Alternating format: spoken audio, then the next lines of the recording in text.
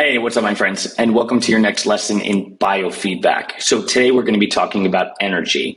And I want to remind you that biofeedback, and I'm going to remind you every single week, are the signals that our body gives us to tell us if we need to change anything in our daily habits to help us achieve our goals and just to live our healthiest and most productive lives. So it is always more than just the eating and the workouts. We got a lot of other stuff we got to pay attention to make sure that you achieve the goals you're looking to achieve here. So in this training, we're going to talk about understanding energy cues, exploring the significance of energy cues, engaging recovery and optimizing fitness progress, differentiating between physical and mental energy cues. This is really important to enhance performance and well-being, and also strategies for managing these energy cues that your bodies are giving you every day. So here's an overview of energy cues. So what affects your energy?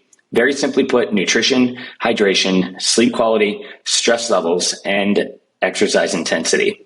So there's a difference between physical and mental energy cues. So physical energy cues encompass the body's signals indicating its readiness for activity or rest, either side of the spectrum. They include indicators such as muscle soreness, fatigue levels, and overall energy levels. So recognizing physical energy cues is vital for determining the body's recovery needs and preventing burnout. And it's something I've experienced before. So we really have to listen to that feedback that our body is giving it to us after our workouts or after any activity that we're doing throughout the day. Then we have our mental energy cues, and they denote the cognitive and emotional indicators of readiness and fatigue. So these cues encompass factors like focus, motivation, and mood stability. I know myself, when I don't get a lot of sleep, my mood can be all over the place, especially because I have an anxiety disorder. So I got to make sure that I get that bare minimum of 7 hours of quality of sleep every night. Helps me focus as well. So you want to make sure that you monitor these mental energy cues so that it can help you manage the stress levels and the motivation and foster a positive mindset throughout the day. So developing an awareness of energy cues involves tuning into the body's signals to discern its state of readiness. It requires attentiveness to the fluctuations in physical sensations, mood, and cognitive function. And by acknowledging energy cues, we can adjust our activities and recovery strategies accordingly.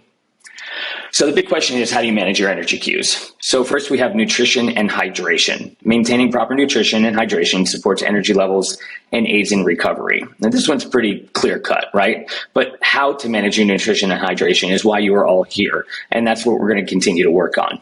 So consuming a balanced diet, rich in nutrients, and staying adequately hydrated replenishes energy stores and supports overall well-being, as this includes involving electrolytes in your hydration plan as well. Prioritize nutrient-dense foods and adequate hydration to optimize those energy levels. Sleep. This is a big one. I know it's one that a lot of us struggle with as well. So you want to prioritize quality sleep to recharge both physically and mentally. Establishing consistent sleep patterns, which I know is not easy, and creating a conducive sleep environment are essential for optimal rest and recovery. Guys, this includes on the weekends as well.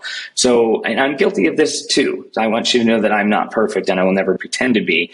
But, if we always go to bed at 10 or 11 o'clock because we got to get up for work during the week, and then we're up till 2 or 3 o'clock on the weekends, we're really messing with our circadian rhythm, and it can really affect the quality of sleep, not just on the weekends, but throughout the entire week as well. I'm not telling you not to go out and party, but if you're doing it every weekend, you might need to take a step back and just look at how it's affecting your overall energy cues, all right? Because adequate sleep duration and quality are really crucial for cognitive function, mood regulation, and physical recovery. So, and then stress management. And I think everything that we do in our lives has something to do with stress management. Implement stress management techniques to regulate mental energy and enhance overall well-being. Engage in activities such as mindfulness, relaxation exercise, or even hobbies to help reduce stress levels and promote mental clarity. When we're doing something we enjoy that's not work, it has a tendency to bring our stress levels down. And remember, we have lots of these activities in the app. We have yoga, which can be also what we're going to talk about in a moment, a low-intensity exercise routine. We have we have the breathing exercises, and then we also have the meditation. And even though I usually schedule these for you guys every other day, you can do meditations multiple times a day or however often you need them. All right. So we also want to incorporate recovery-focused exercises to promote physical and mental rejuvenation. Activities like stretching, of which you have many in the app under the kettlebell tab, foam rolling. We have a foam rolling routine under the kettlebell tab as well, or low intensity workouts. They can aid in reducing muscle tension and improving blood circulation, which can help in recovery as well. Balancing exercise intensity and incorporating rest days into your routine are essential for sustained energy levels.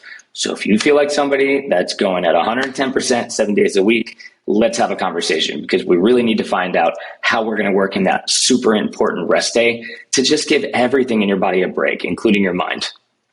So keeping a record of your energy cues and their impact on performance and well-being is super important as well, because this is the only way that we're going to be able to monitor the changes in physical sensations, mood, and cognitive function, and in turn, fine-tune your recovery strategies. So a very simple example of this is when you are rating your workout at the end, telling me whether it's somewhere between 1 and 10. If you're always rating your workout at a 10 out of 10, then we need to talk about, how you're performing your workouts, or what other things are going on in your life that are affecting the other biofeedback cues that are making you feel this way at the end of your routines. So every single one of these, I'm going to remind you and over again that these are all interconnected factors, all right? We have to recognize the interplay between energy cues and other biofeedback markers such as stress, nutrition, and sleep. Addressing all aspects of energy management, including physical and mental components, contributes to overall vitality, resilience, performance, and you being as successful in achieving your goals. As usual, I'm always here to answer any questions you have about any of the lessons in the app.